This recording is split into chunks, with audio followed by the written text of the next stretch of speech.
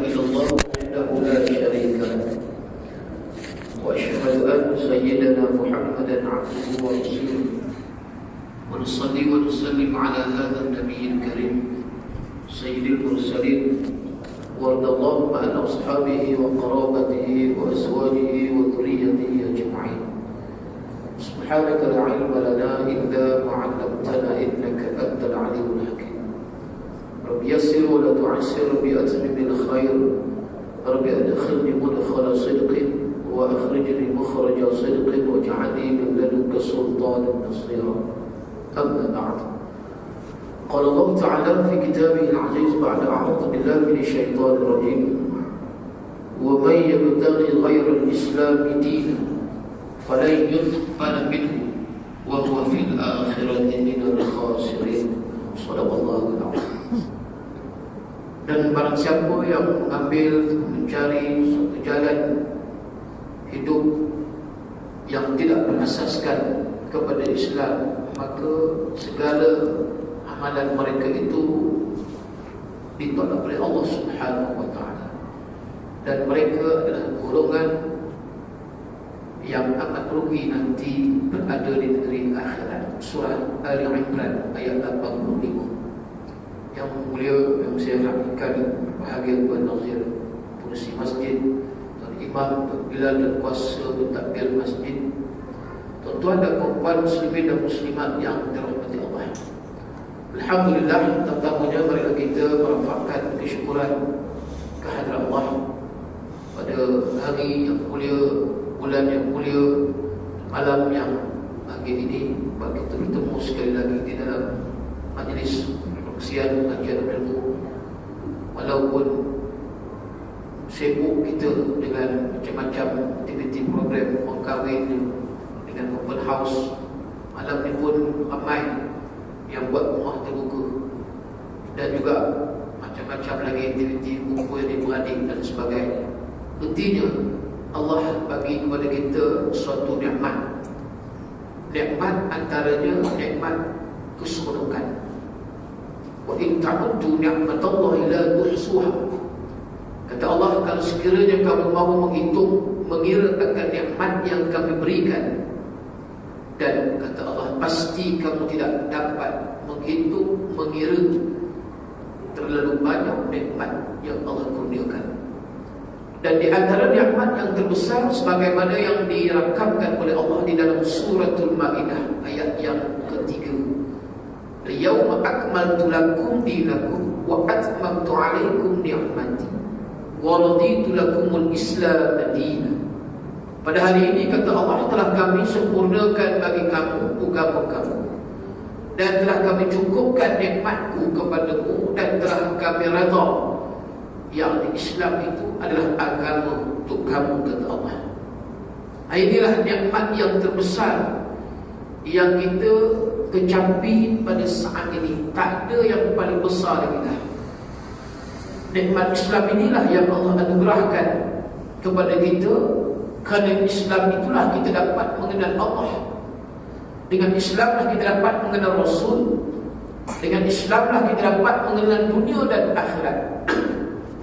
Dengan Islamlah kita dapat mengenal erti hidup dan mati.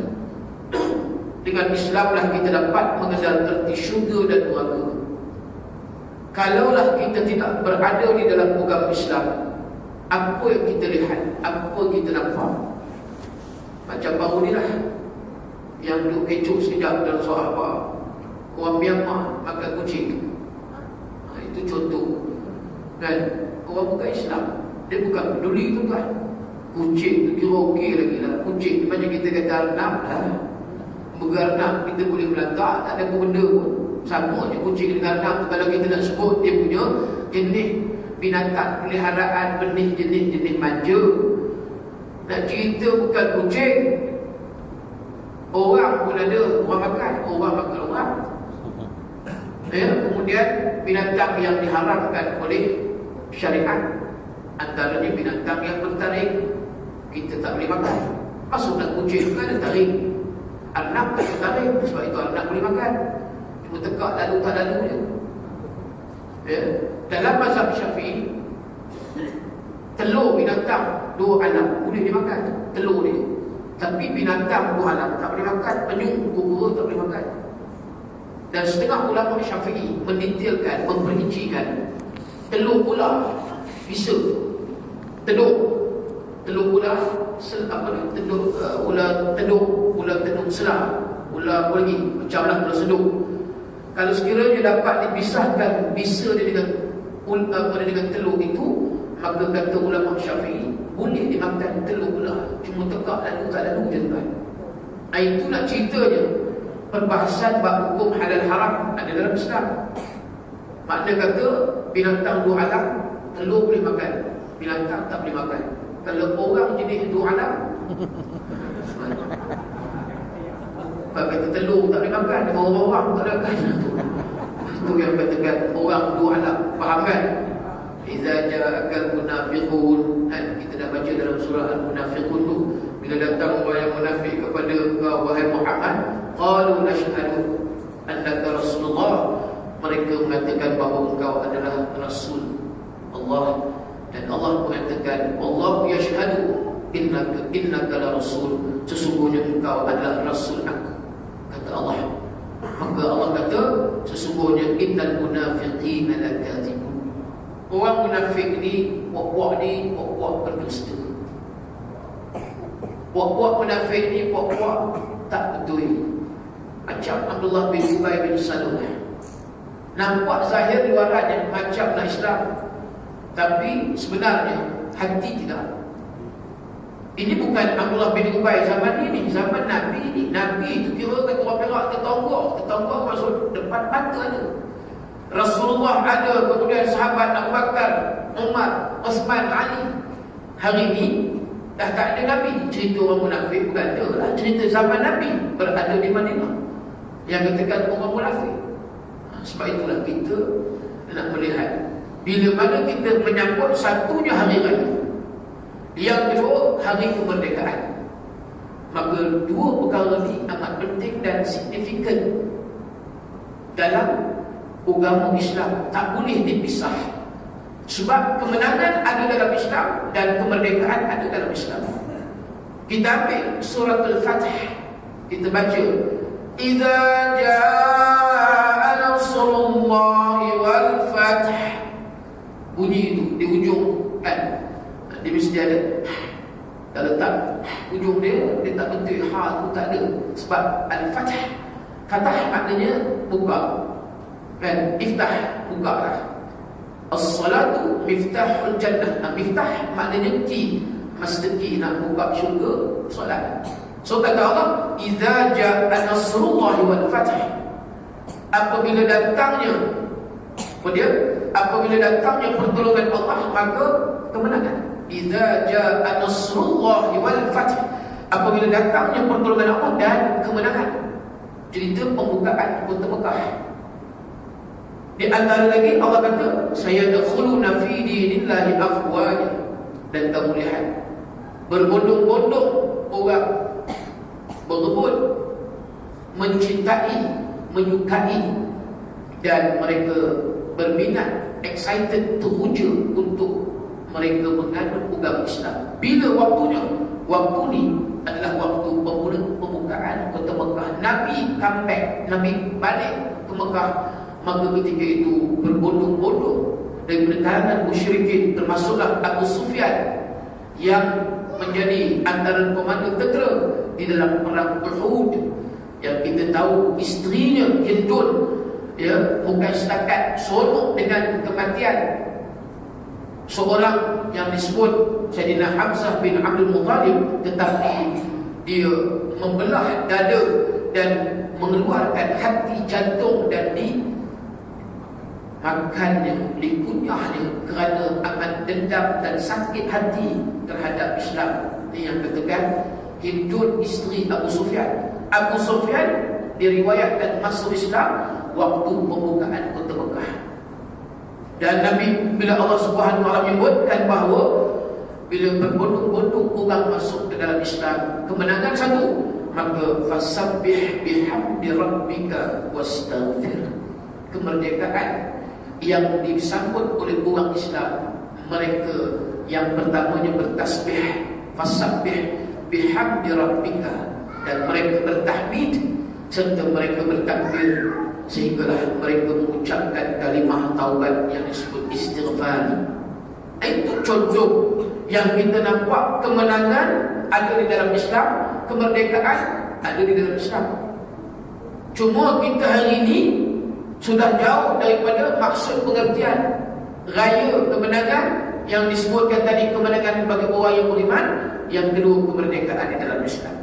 Di malam ni kita nak ambil kesempatan, sebab suasana Syawal ada lagi. Walaupun ada lagi orang belum start apa ni puasa Nabi, dah. Besok hari yang ke-26 Syawal, tanya balik, dah puasa dah? Belum lagi. Hari 27 tanya dah puasa dah? Belum lagi. Hari 28 tanya berapa hari tinggal? 6 hari lagi. Tumpuk tak puasa tuan-tuan. Ini cerita kita duk kalut dengan dunia ni. Nak puasa nak tak sempat. Padahal 6 hari je. Campur dengan 30, sama dengan puasa Nabi Allah Musa AS. Zaman Nabi Musa puasa 36 hari. Sebab sebulan 3 hari. 3 hari, 3 hari. 3 kali 12, 36. Zaman Nabi Musa puasa sebanyak 36 hari. Setahun tak direct macam umat Rasulullah SAW. 3 hari sebulan, 3 hari sebulan. Tapi Allah bagi kita syahrul Ramadan alladzi unzila fil Quran, dan sebelum tu ayat ya ayyuhalladzina amanu kutiba alaikumusiyam. Wahai orang yang beriman, diwajib difardukan ke atas kamu berpuasa bila? Syahrul Ramadan alladzi unzila fil Quran hudan linnas wa bayyinatin minal huda wal furqan. Akhirnya faman syahida minkumus syahra falyasum. Siapa yang menyaksikan anak bulan falyasum, maka hendaklah mereka berpuasa. Nak cerita je tuan-tuan, kita 36 hari je daripada berapa lama yang kita makan waktu siang. Berapa banyak yang kita terkedarah nikmat Allah, berbanding dengan tak makan, tak minum, tak setubuh siang hari ni. Bukan sehari, bukan lama, within 12 hours, 12 jam je bermula fajar sanya sampai terbenam matahari, 12 jam. Nak menahan daripada tak makan, tak minum, tak setubuh. Ini pun ada cerita ni. Ini pun ada cerita ni tuan-tuan. Hari ni sampai peringkat anak muda, anak remaja tak faham, tak arif puasa apa benda. Yang tu kita nampak menjadi satu isu dalam soal khabar pasal hudud. Kan? Ada pihak yang kata hudud ni kita tak boleh bertikai, tapi pelaksanaannya kita boleh bertikai. Macam-macam. Ada guru ni kata, apa pula?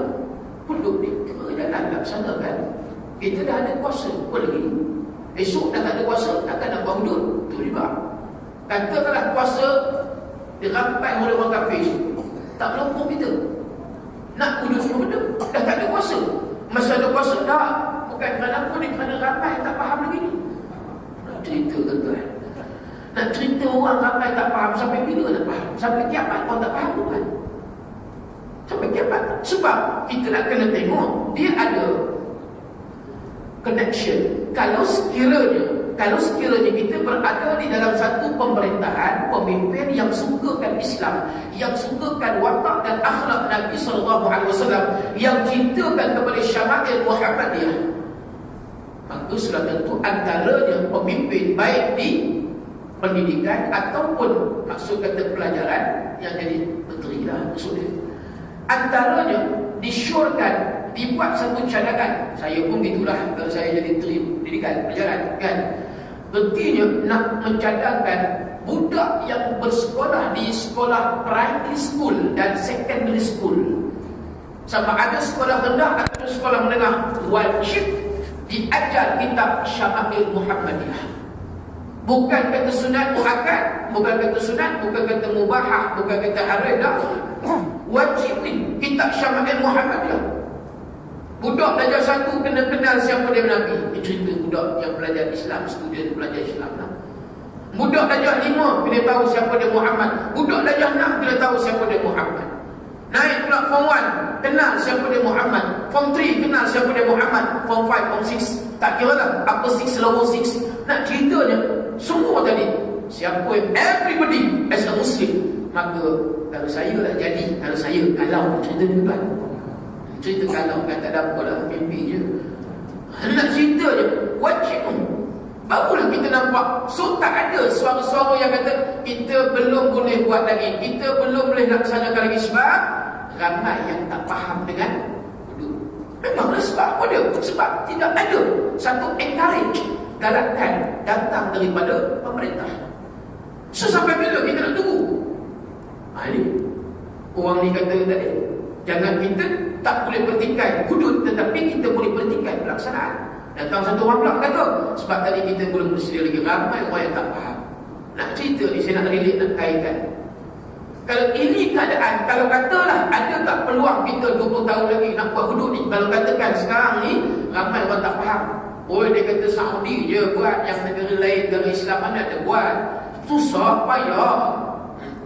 Tuan, nak tunggu tahun 2020, tahun 2030 ni, tahun 2012, satu hari sebelum puasa di Sabtu, hari Jumaat, saya dijemput untuk dalam sesi buat bicara agama kaitan dengan ibadat puasa di radio Hot FM. Hot FM dia punya rating tinggi, 2 juta listener, pendengar yang mendengar radio Hot FM. Dia bukan Perak FM. Perak saya tak dapat tuan. Masuk Hot, tak apalah, Hot lagi ramai. Perak berapa ratus ribu je kan, 100 ribu. Saya masuk Hot FM 2 juta kan, yang untuk mendengar, dengan DJ Farah Fauzana, dengan DJ Eji, dengan DJ Faisal Ismail. Okey, bagus. Saya dah 2-3 kali dah masuk dalam Hot FM. Pun jemput saya pukul 8 sampai pukul 9 pagi, itu pagi Jumaat. Baik, bila buka talian, mulalah orang telefon. Sebab Hot FM ni antara umur 18 hingga 35, muda. Memang untuk muda punya radio. Kita dengar ni tak tahulah, tercampur sobat kan, ni lagu-lagu muda ni kan, lagu-lagu cinta, segala kata cacian yang telah engkau berikan membuatku rasa kosong, kita yang dah umur 70 nak dengar tak ada lah, no lah kita kata kan. kita ni peringkat tak ada lah. 18 hingga 35, satu listener, pendengar, umurnya 23 tahun, 23 years old, perempuan, wanita. Ustaz, saya baru kahwin, okay. Besok nak puasa, okay. Ustaz, besok malam, maksud kata dah masuk tarawih dulu, malam je bukan siang, takut silap dengar ni. Kalau besok malam Ustaz, saya bersetubuh dengan suami saya selalu guna bahasa nonek, saya tak nak guna setubuh ni dia bahasa zahir sangat kan, kita ambil bahasa kinayah tersembunyi sikit. Ustaz tengah buat apa tu? Tengah bernonek kan, lain bunyi dia. Ustaz tengah buat apa? Tengah setubuh, tak melompat lah kan, itu bahasa bernonek kan, nonek.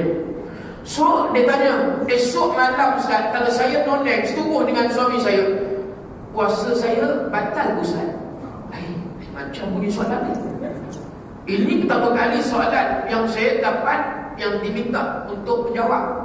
Bukan soalan Facebook, bukan soalan SMS. Semua orang dengar, yang dengar Hot FM, dia pun telefon, kira dengar soalan terus live, bukan rakaman. Jadi boleh tak malam besok, kira saya bersama dengan suami saya setubuh, adakah dikira batal puasa? Tuan-tuan, boleh fikir tak tuan-tuan? Hari ini punya keadaan penguasaan ilmu agama bagi anak remaja, anak muda, tahap yang kita kata tahap ni, nak kata tahap 1 ke tahap 2 ke tahap 3, tahulah tuan-tuan yang jadi teacher, cikgu, bolehlah tengok macam mana di sekolah anak murid yang kata tahap 1, tahap 2. That's question, kita kata kindergarten punya soalan. Kita kata ini soalan budak tadika, langsung dia tak faham, tak arif maksud puasa tu guna. Nampak? Saya kata, Dik, kalaulah malam pun tak boleh, Dik, malam pun tak boleh. Saya kata, bukan adik je mengelupuk, saya pun mengelupuk, Dik. Saya kata, bukan adik je Pakistan. Saya kata, saya pun Pakistan. 30 hari, 30 malam nak menanggung tuan-tuan. Apa dia buat? Tak ada apa. Alau lalat. Syuk. Buat je gelap. Buat ada nyamuk, tepuk nyamuk. Itu je. Lalu ke tuan-tuan, 30 hari, 30 malam. Tak apalah kalau dah 70-80, macam saya ni baru 38. Ini yang katakan Allah ni adil. Allah bagi 12 jam yang disebut, yang katakan termasuklah Ramadan sampai 6 hari ini. Apabila sama Ramadan thumma atba'ahu sitta min Syawal kana qasiyam bidah. Maka Nabi kata, hadis sahih Muslim, kamu Ramadan habis sama ada 30 ataupun 29, maka mengiringi thumma atba'ahu sitta min Syawal, huruf yang sebesar 6 hari di dalam bulan Syawal. Berapa banyak ukuran pahala yang kalau kita nak ukur dia? Nabi buat spesifik. Nabi kata ad-dahri kana qasiyam ad-dahri, sama seumpama kamu berpuasa seolah sepanjang tahun non-stop, every day, hari-hari. Pahala yang Allah kurniakan. Nak cerita apa dia? Bila orang tadi dia tahu apa takrif puasa, dia pun seronok nak buat ibadat. Macam sembahyang, kita tak ada ilmu tapi nak sembahyang juga, so sembahyang ikut-ikutan. Dia terasa tak? Dia ada feel tak? Orang kata feel, tak ada. Sebab itu Nabi kata lagi, ya'ti ala nasi zamanun yusalluna wa la yusallu. Akhir zaman, kata Rasulullah, ramai orang yang sembahyang tetapi mereka sebenarnya tidak sembahyang. Sama juga dengan puasa. Kam min sha'imin laisa lahu min siyamihi illa al-ju' wal 'atash. Berapa ramai umat aku di akhir zaman nanti berpuasa, tapi kata Nabi, mereka tidak mendapat apa-apa melainkan lapar dan dahaga. Ini sampai peringkat dia tak tahu apa dia puasa. So saya tak salahkan dia, saya tak salah totally. Umur 23 tadi, dia tak salah. Kita kata tak salahkan dia sepenuhnya, tapi kita kena lihat sistem.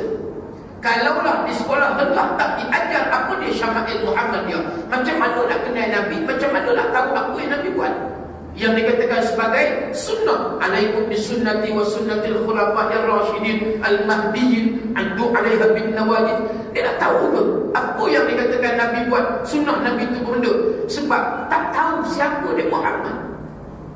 Sejak dari sekolah rendah sebut Syama'il Muhammadiyah, bukan kata budak lah. Kita pun bapa budak kadang apa benda ni pun tak pernah dengar Syama'il Muhammadiyah. Nampak? Syama'il apa dia? Muhammadiyah apa dia? Sebab kita tak diajar. Bukan maksud nak tahu agama ni kena wajib masuk sekolah pondok. Dah, saya bukan sekolah pondok. Rakan saya, sahabat saya pun ada dekat sini, sekolah SCS, sekolah Anglo China School, Anglo China School SCS sama Mr. Brand dulu tu kan. Duk ingat lagi itu sempat otak saya, tak jumpa lagi, tak tahu ada hidup dia lagi dalam Mr. Brand SCS. Saya sekolah SCS, tapi saya punya minat, passion, saya usaha daripada ambil sijil diploma sampai peringkat ijazah, saya ambil dalam bidang takhasus syariah Islam yang katakan pengajian Islam. Ada kata kita ni yang katakan nakkan agama, bukan semestinya duduk di sekolah Arab, tak duduk semestinya sekolah-sekolah pondok dah. Tapi kita punya usaha tadi, kita nak ini sikit demi sedikit, barulah akhirnya kita nak supaya masyarakat, lebih-lebih lagi anak-anak muda, anak-anak remaja yang kita nampak hari ini, mereka tahu Islam. Bukan nak sangat dalam sampai peringkat orang kata nak kena tahu apa dia wujud fiqh baqa. Kita lihat, kalaulah faham agama ni, senang buat benda. Banyak benda yang susah ni kita akan jadi senang.